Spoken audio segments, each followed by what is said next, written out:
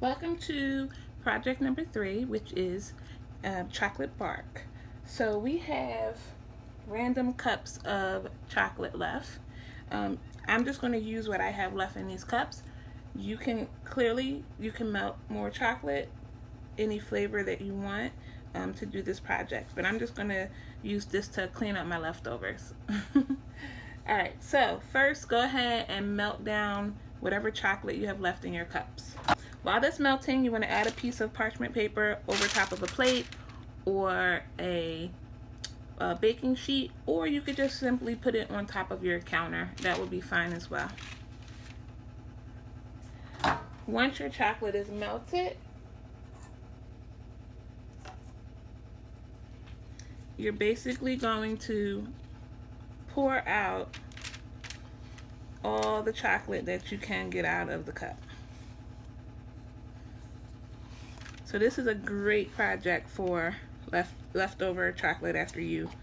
Anytime you make something with these chocolate melts, this is what you can do with the leftovers.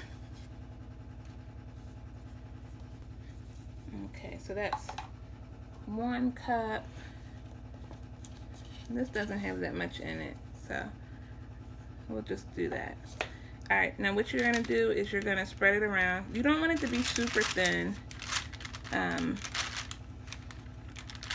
But just try to spread it around to make it a nice even layer. Like I said, you don't want it to be super thin. Alright, and now inside of your kits this month, you had a whole bunch of random stuff. So you can add whatever you want to your chocolate. I like raisins with my chocolate, so I'm just going to add some raisins to this. Get in there. You want to add whatever you're going to add, your ingredients. You want to add it while the chocolate is wet, clearly. Get in there. I made some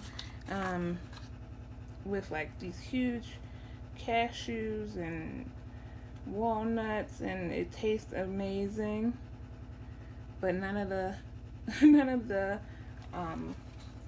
nuts stayed in the chocolate. Alright, once you finish adding what you're going to add, guess what you do? Pop this in the freezer for 5 minutes, and when you take it out, you have your chocolate bark. Very easy, very simple, and a good way not to waste any of that chocolate. Here's our chocolate bark. So at this point with the chocolate bark, all you're going to do is peel it off your parchment paper. Peeled off very easy. And then you can break it or cut it with a knife. I think I'm going to grab a knife. And you're just going to cut it.